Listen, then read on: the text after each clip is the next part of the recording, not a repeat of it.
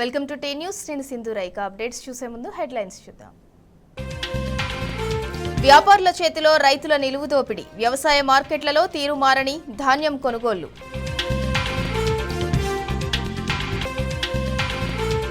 ఉద్యోగాల్లో చేరి 2 నెలలైనా అందని వేతనాలు, ప్రభుత్వ నిర్లక్ష్యంపై నర్సింగ్ ఆఫీసర్ల ఆగ్రహం. గురుకులాల్లో నైట్ డ్యూటీ టీచర్లను పెంచుతూ ఉత్తర్వులు, రాత్రంతా మేల్కొని ఉండాలన్న ఆదేశాలపై ఆగ్రహం. పండగలు సెలవు రోజుల్లో అర్ధాంతరంగా సర్వీసులు రద్దు, టీఎస్ఆర్టీసీ బస్సు లేక ప్రయాణికుల అవస్థలు.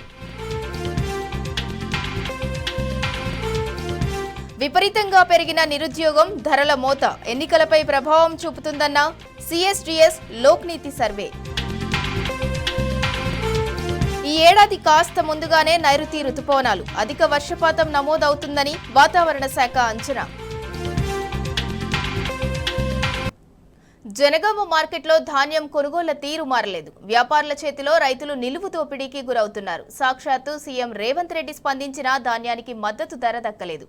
కాంగ్రెస్ హామీ ఇచ్చినట్లు 500 బోనస్ దేవుడెరుగు. రైతులే ఉల్టా 640 రూపాయలు నష్టపోతున్నారు. ప్రభుత్వం తీరుపై ఎమ్మెల్యే పల్లా, బీఆర్ఎస్ ఎంపీ అభ్యర్థి వినోద్ కుమార్ ఆగ్రహం వ్యక్తం చేశారు.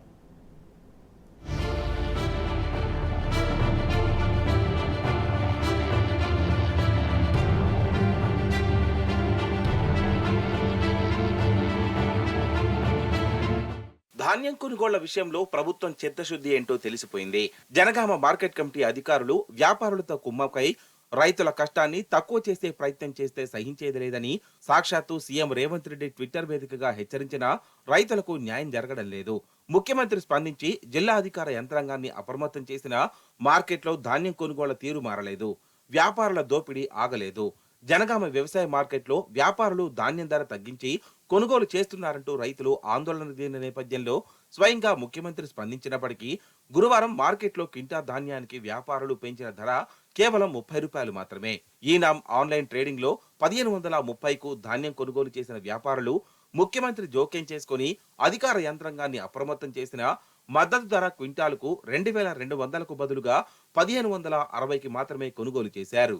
అంటే రైతులు ఆందోళన నేపథ్యంలో సీఎం ట్వీట్ చేసిన వ్యాపారులు విధిల్చింది 30 రూపాయలే. బోనస్ ఈ రేటే గది లేదంటే బోనస్ వేయడానికి వస్తుందా? రేటే గది లేదా అన్నప్పుడు బోనస్ ఏంటి చూస్తుంది? ఇంతవరకు బోనస్ అనలేదు, రేటే సక్క లేదా మార్కెట్ లో. పోయిన వానకాలం అప్పుడు కొన్నారు 21, 22 దాకా కొన్నారు. ఇప్పుడు ఏంది 1500, 1600, 1700. అప్పుడు ఇంకా పచ్చిగా ఉంటాయి. అసలు వాటికి రేటు పెట్టిలు, ఇసుంటి వాటికి ఇప్పుడు రేటు పెడతలేరు. ఐకేఎం సెంటర్ అని పెట్టిలు, ఇంతవరకు కాంటాలు అయితే జోకులు లేదు, ఊళ్ళో భారతనే రాలేదు. ఇక ప్రభుత్వం ఉండేందుకు లేకెందుకు బోనస్ అనే రేట్లు మరి రైతులకు పెంచాలంటే ఏది? మ్యాచ్ చూసుకొని పోయి వాళ్ళు ఏసీ రూమ్ లో కూర్చొని తర్వాత మాట్లాడుకున్న తర్వాత వచ్చి రేటు ఎగ్గిపోయింది అని చెప్తారు. స్థానిక ఎమ్మెల్యే పల్లా రాజేశ్వర్ రెడ్డి వరుసగా 2వ రోజు గురువారం మార్కెట్ యార్డును సందర్శించి రైతాంగానికి అండగా నిలిచారు. జనగామ ఘటనపై సీఎం రేవంత్ రెడ్డి కేవలం కంటి తుడుపు చర్యగా ట్వీట్ చేసి రైతులను మోసం చేశారని మండిపడ్డారు. ముఖ్యమంత్రి స్థాయిలో జోక్యం చేసుకున్న 30 రూపాయలు పెంచి కాంగ్రెస్ ప్రభుత్వం రైతులకు ముష్టి వేసిందని ఆగ్రహం వ్యక్తం చేశారు. సోమవారం నుంచి మార్కెట్లో కనీస మద్దతు ధర 2200 రూపాయల ధాన్యం కొనుగోలు చేయకపోతే రైతుల పక్షాన ముందుండి ఆందోళనకు దిగుతామని హెచ్చరించారు. తక్కువ ధరకు అమ్ముకున్న రైతులకు కూడా క్వింటాకు 2200 చెల్లించాల్సిందేనని డిమాండ్ చేశారు. అన్నదాతలకు అన్యాయం జరిగితే మార్కెట్ యార్డుకు వచ్చి కూర్చుంటామని హెచ్చరించారు. ఇక్కడ లేని విధంగా జనగామ మార్కెట్ లో రైతులను దోపిడీ చేస్తున్నారు. ఇవాళ రేటు 1500 రూపాయలకు రేట్ చేయడం అనేది చాలా దురదృష్టకరం. ఇవాళ మాయిచర్ ఎక్కువ ఉందంటే ఉంటది, ఉన్న దగ్గరనే ఒక్కో దగ్గర 2000, 2200 చెప్పి తీసుకుంటున్నారు. గతంలో ఇదే మార్కెట్ లో గత సీజన్ లో ఆనాడు 1850, 1900, 1950 తీసుకున్నారు. ఇదే 40-50 మాయిచర్ వచ్చినట్లయితే రైతులకు వీళ్ళు ఖచ్చితంగా చెప్పాలి. మార్కెట్ వాళ్ళు ఇక్కడ ఉన్న ట్రేడర్స్ తో కలిసి మాట్లాడి రైతులకు ఉపయోగపడే విధంగా చెప్పాలి తప్ప రైతులను దోచుకునే విధంగా 1530 రూపాయలకు క్వింటాల్కి అలా ధర నిర్ణయించిందంటే చాలా దురదృష్టకరం. దోపిడీ తప్ప మరొకటి కాదు. పార్లమెంటు మాజీ సభ్యులు, ప్రస్తుత బీఆర్ఎస్ ఎంపీ అభ్యర్థి వినోద్ కుమార్, మాజీ ఎమ్మెల్యే సుంకె రవిశంకర్, బీఆర్ఎస్ నాయకులు జగిత్యాల జిల్లా మల్యాల మండల కేంద్రంలోని ధాన్యం కొనుగోలు కేంద్రాన్ని గురువారం పరిశీలించారు. కొనుగోలు కేంద్రాలను మొక్కుబడిగా నిర్వహిస్తున్నారని వినోద్ కుమార్ ఆరోపించారు. ప్రస్తుత యాసంగి సీజన్లో రైతులు పండించిన ధాన్యానికి తక్షణమే క్వింటాలకు 500 రూపాయల చొప్పున బోనస్ చెల్లించాలని డిమాండ్ చేశారు. బోనస్ ఇవ్వాల్సి వస్తుందనే ఆలోచనతోనే రాష్ట్ర ప్రభుత్వం కొనుగోలు కేంద్రాల్లో కాంటాలను ఏర్పాటు చేయడం లేదని విమర్శించారు. తద్వారా పలువురు రైతులు ప్రైవేట్ డీలర్లను నేరుగా రైస్ మిల్లులను అమ్ముకొని నష్టపోతున్నారని తెలిపారు. బోనస్ మాట దేవుడెరుగు, కనీసం మద్దతు ధరనైనా రైతులకు దక్కేలా కొనుగోలు కేంద్రాల్లో త్వరితగతిన ధాన్యం తూకం వేయాలని డిమాండ్ చేశారు. మరి వడ్లు కొనుగోలు కేంద్రాలు ప్రారంభించిండ్రు, అధికారులు వచ్చి ప్రారంభించిండ్రు. అన్ని వడ్ల కుప్పలు అవుపడ్డాయి. పోయి తిరిగి చూసినాము, ఏమున్నది కొనడం లేదు, ఏం లేదు. ఎప్పుడు కొంటారంటే చెప్పేటోడు లేడు. ఆఖరికి రైతులకు ఏం దుస్థితి వచ్చిందంటే రైస్ మిల్లర్లు ఎస్ఎంఎస్లు పంపుతున్నారు, 1830 రూపాయల గుంట మేమని. రైతులు వడ్లు కొనుగోలు కేంద్రాలు, ప్రభుత్వం ఏర్పాటు చేసిన వడ్లు కొనుగోలు కేంద్రాలకు వడ్లు తీసుకొచ్చి ప్రభుత్వ యంత్రాంగం కొనకపోతే వాటిని మళ్ళీ రైస్ మిల్లర్లకు అమ్ముతున్నారు, లారీల లోపల పోతున్నాయి. మరి నిజంగా రేవంత్ రెడ్డి గారు ప్రభుత్వం ఏం చెప్పింది, ఎలక్షన్లకు ముందు ఏం చెప్పింది, క్వింటాల్కి 500 రూపాయలు అదనంగా ఇస్తామని చెప్పిండ్రు ఎంఎస్పీ ప్రైస్ మీద. ఇలా 2203 ఎంఎస్పీ ప్రైస్ వడ్లు కొనుగోలు చేస్తామని చెప్పి ప్రభుత్వం హామీ ఇచ్చింది. దానికి 500 అదనంగా, అంటే 2703 రూపాయల కొనాలి క్వింటాలు. ఇలా 1800లకు అమ్ముకునేటువంటి దుస్థితి ఇలా రైతులకు వచ్చింది. జనగామ మార్కెట్ యార్డులో ప్రభుత్వం ధాన్యం కొనుగోలు కేంద్రాన్ని ప్రారంభించి అధికారులు చేతులు దులుపుకున్నారు. తేమ, తాలు పేరుతో యథావిధిగా ట్రేడర్లు, వ్యాపారులు రైతులను గోసపెడుతున్నారు. క్వింటాకు 500 రూపాయల బోనస్ ధర ఇస్తామని కాంగ్రెస్ ఆశ పెట్టినప్పటికీ ఇప్పుడు బోనస్ ధర దేవుడెరుగు, మద్దతు ధర దక్కని పరిస్థితి ఎదురవుతోంది. క్వింటా ధాన్యానికి కేంద్ర ప్రభుత్వం ప్రకటించిన కనీస మద్దతు ధర 2200 రూపాయలు కాగా జనగామ మార్కెట్లో రైతులకు దక్కింది 1560 రూపాయలు మాత్రమే. అంటే తమకు 500 బోనస్ ను బదులుగా 640 రూపాయలు ఉల్టా నష్టం వస్తుందని రైతులు ఆవేదన వ్యక్తం చేస్తున్నారు.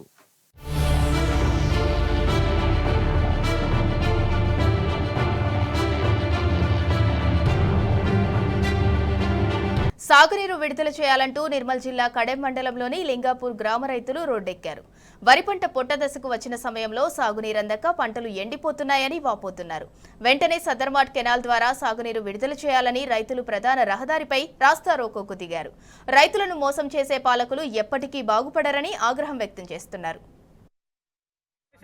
డిపార్ట్మెంట్ వారికి తెలియజేయమనగా ఇప్పటి వరకు నీరు అందించలేకపోతున్నారు. మరి నీళ్లను ఎటు మళ్ళిస్తున్నారు?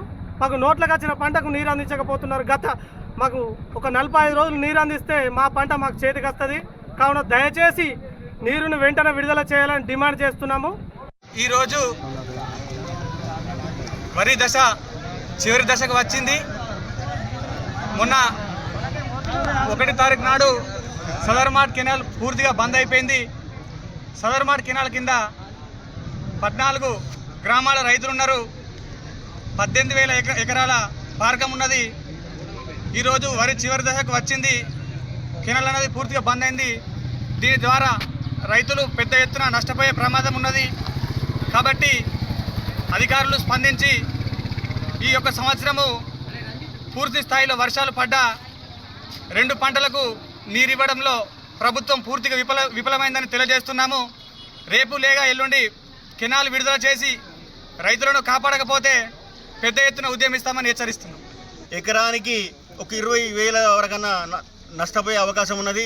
ఇది ఏది ఒక 10 అంటే 2 తల్లు లేదా 3 తల్లు ఒక 15 రోజుల వరకు నీళ్ళు ఇవ్వగలిగితే రైతులందరినీ ఆదుకున్న వాళ్ళవుతారు. పాలకులారా, మేము చెప్పేది ఏంటంటే రైతులను మోసగించి మీరు ఎప్పటికీ బతకలేరు. కాబట్టి దయచేసి మీ ప్రిస్టేజ్ని లోపల పెట్టుకొని రైతుల కోసం మీరు ఒక అడుగు కిందికేసి చీఫ్ ఏది మన ఈఈ గారితో మాట్లాడతారా, లేకుంటే సెక్రటరియట్లో మాట్లాడతారా, ఎవరితో మాట్లాడతారో మీరు చేయాల్సిన పని ఇప్పుడు ఉంది. ఈ తరుణంలో మీరు చేయగలిగితే మీకు కృతజ్ఞతగా ఉంటారు రైతులు, కానీ మీకు ప్రతి ఒక్కరు మీకు కృతజ్ఞత ఉంటారు. కాబట్టి 2 రోజులు లేదా 3 రోజుల్లో నీళ్లు రిలీజ్ కాకపోతే మేము రావడానికి అవసరం లేదు, మేము నాయకులం ఉండాల్సిన అవసరం లేదు. రైతులే వచ్చి మిమ్మల్ని మీ ప్రతి ఒక్కరిని మిమ్మల్ని చాలా నిర్బంధించి ఇబ్బంది పెడతారని నేను హెచ్చరిస్తున్నాను. కాంగ్రెస్ లోకి వలస వెళ్లిన ఎమ్మెల్యేలకు అనర్హత వేటు భయం పట్టుకుందా? ఎంపీ టికెట్ దక్కించుకున్న దానం నాగేందర్ ప్రచారం మొదలు పెట్టకపోవటానికి రీసెంట్ డిస్క్వాలిఫికేషన్ ఎఫెక్ట్ కారణమా? హస్తం గూటికి చేరిన 3 ఎమ్మెల్యేలపై వేటు పడితే తిరిగి ఎన్నికలను కాంగ్రెస్ ఎదుర్కోగలదా? ప్రస్తుతం కాంగ్రెస్ పార్టీలో ఇదే హాట్ టాపిక్.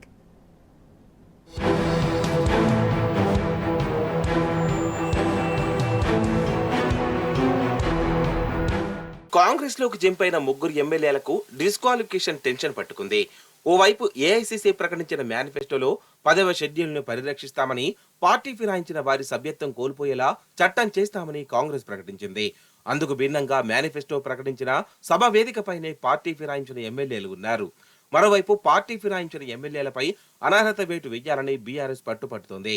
ఇప్పటికే ఎమ్మెల్యే దానం నాగేంద్రపై స్పీకర్కు ఫిర్యాదు చేయగా కడియం శ్రీహరి, తెల్లం వెంకట్రావుపై కంప్లైంట్ కోసం ట్రై చేస్తే స్పీకర్ ఆఫీస్ టైం ఇవ్వడం లేదు. దీంతో స్పీకర్ ఆఫీస్ కి రిజిస్టర్ పోస్టు ద్వారా కంప్లైంట్ చేశారు బీఆర్ఎస్ ఎమ్మెల్యేలు.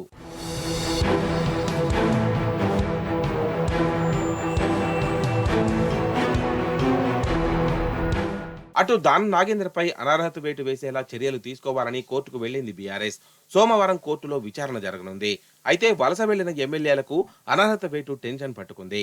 దానం నాగేందర్ కు సికింద్రాబాద్ ఎంపీ టికెట్ కట్టబెట్టింది కాంగ్రెస్. మొదటగా ఎమ్మెల్యే పదవికి రాజీనామా చేయాలని అధిష్టానం ఒత్తిడి చేసింది. దానం రాజీనామాకు ససేమిరానడంతో ఇప్పుడు సైలెంట్ అయింది. ఎంపీగా పోటీ చేసేందుకు దానం నాగేందర్ సుముఖంగా లేరట. అందుకే ఇప్పటి వరకు ఎలాంటి కార్యక్రమాలు చేయడం లేదు.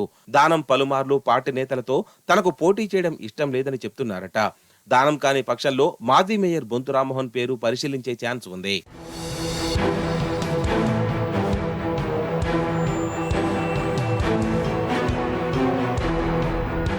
ఇదిలా ఉంటే ఒకవేళ పార్టీ మారిన ముగ్గురు ఎమ్మెల్యేలపై అనర్హత వేటు వేస్తే ఉప ఎన్నికలను కాంగ్రెస్ ఫేస్ చేస్తుందన్న అనుమానం పార్టీ నేతలను వెంటాడుతుంది.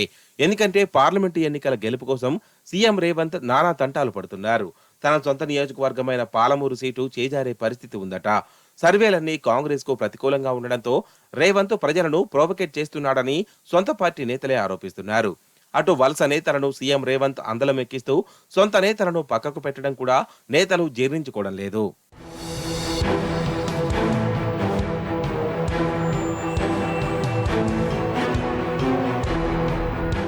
పార్టీలో జరుగుతున్న పరిణామాలను గమనిస్తున్న ఫిరాయింపు ఎమ్మెల్యేలకు అనర్హత టెన్షన్ పట్టుకుందట.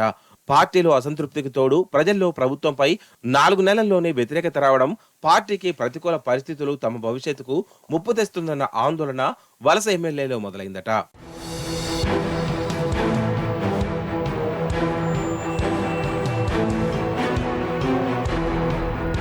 చూడాలి స్పీకర్ అనర్హత వేటు నిర్ణయం తీసుకున్నా లేక కోర్టు జోక్యంతో అయినా వేటు అనివార్యమైతే ఎమ్మెల్యేల ఫ్యూచర్ కు కష్టాలు తప్పవంటున్నారు రాజకీయ విశ్లేషకులు. నియామక పత్రాలు అందుకున్నామన్న సంతోషమే తప్ప 2 నెలలుగా వేతనాలు లేవు. తీవ్ర నిరాశలో నర్సింగ్ ఆఫీసర్లు ఉన్నారు. అధికారుల నిర్లక్ష్యం తమ పాలిట శాపంగా మారిందని ఆవేదన చెందుతున్నారు. జీతాలు ఇవ్వండి మొర్రో అంటూ కాంగ్రెస్ సర్కార్ను నర్సింగ్ సిబ్బంది వేడుకుంటున్నారు.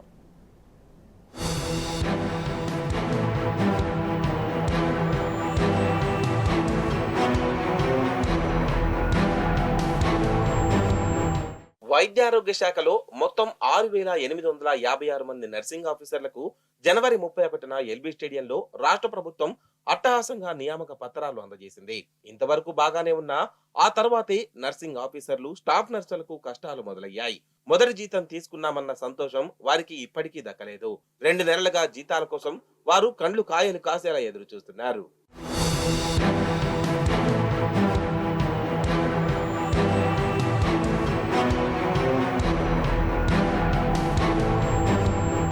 మొత్తం 9 విభాగాల్లో నియామక పత్రాలు పొందిన నర్సింగ్ ఆఫీసర్లు ఫిబ్రవరి మొదటి వారం నుంచి తమకు కేటాయించిన పోస్టులు చేరారు. పిహెచ్సిలు మొదలు ఉస్మానియా, గాంధీ వంటి సూపర్ స్పెషాలిటీ దవాఖానాల వరకు దాదాపు 2 నెలలుగా సేవలు అందిస్తున్నారు. అయినప్పటికీ వారికి వేతనాలు అందడం లేదు. ఉద్యోగంలో చేరిన తర్వాత ప్రతి నెల దాదాపు 50,000 జీతం అందుతుందని నాడు ఎల్బీ స్టేడియంలో ఊదరగొట్టారు. వారి కోసం ప్రభుత్వం ప్రతి నెల 35 కోట్ల రూపాయలు అదనపు భారం మోస్తుందని చెప్పుకొచ్చారు. అభ్యర్థులతో చప్పట్లు కొట్టించుకున్నారు. ఉద్యోగులకు కూడా ఆ సంబరమే మిగిలింది.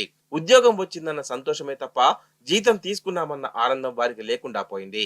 ప్రతి నెల 1న ఉద్యోగులకు జీతాలు ఇస్తున్నామని ప్రభుత్వం గొప్పగా చెప్పుకుంటున్నప్పటికీ నర్సింగ్ ఉద్యోగులు మాత్రం వేతనాల కోసం ఉగాది రోజును కూడా వేచి చూడాల్సి వచ్చింది.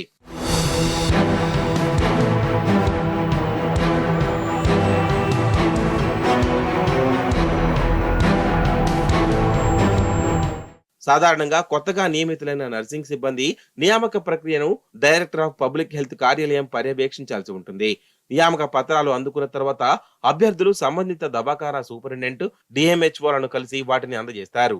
తర్వాత సంబంధిత దవాఖానా లేదా డిఎంహెచ్ఓ కార్యాలయ సిబ్బంది వారికి సర్వీస్ నిబంధనల ప్రకారం ఎంప్లాయ్ ఐడి, బ్యాంక్ అకౌంట్ తదితర నియామక ప్రక్రియను పూర్తి చేసి వివరాలను డిపిహెచ్ కార్యాలయానికి పంపుతారు. అక్కడి నుంచి నర్సింగ్ విభాగానికి వివరాలు చేరుతాయి. అప్పటి నుంచి వారికి ప్రభుత్వ ఉద్యోగిగా గుర్తింపు లభిస్తుంది. అయితే 2 నెలలు గడుస్తున్నా ఈ ప్రక్రియ ఇంకా పూర్తి కాలేదు. ఉన్నతాధికారుల నిర్లక్ష్యం, కింది స్థాయి అధికారుల అవినీతి కారణంగానే జాప్యం జరుగుతుందనే ఆరోపణలు వెల్లువెత్తుతున్నాయి. 2 నెలల తర్వాత కూడా కొన్ని చోట్ల ఇంకా క్లర్కుల స్థాయిలోనే వీరి ఫైళ్లు ఆగిపోయాయంటే పరిస్థితి ఎలా ఉందో అర్థం చేసుకోవచ్చు. డిపిహెచ్ కార్యాలయంలో ఈ ప్రక్రియను పర్యవేక్షించాల్సిన ఉన్నతాధికారులు చోద్యం చూస్తున్నారనే విమర్శలు ఉన్నాయి.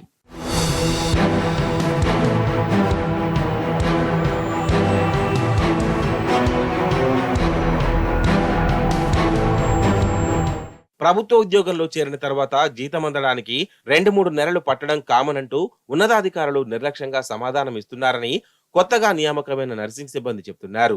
ఉద్యోగంలో చేరిన మొదటి రోజు నుంచి లెక్కపెట్టే వేతనం ఒకేసారి వస్తుంది కనుక 2-3 నెలలు ఆలస్యమైతే ఏమవుతుందని దబాయిస్తున్నారని వాపోతున్నారు. పైగా కొన్ని చోట్ల కింది స్థాయి సిబ్బంది ప్రతిఫలం అందితేనే ఫైలు ముందుకు కదులుతుందని డిమాండ్ చేస్తున్నట్లు ఆరోపణలు వినిపిస్తున్నాయి. ఇప్పటికైనా ప్రభుత్వం స్పందించి తమకు వెంటనే వేతనాలు అందేలా చూడాలని నర్సింగ్ ఆఫీసర్లు కోరుతున్నారు.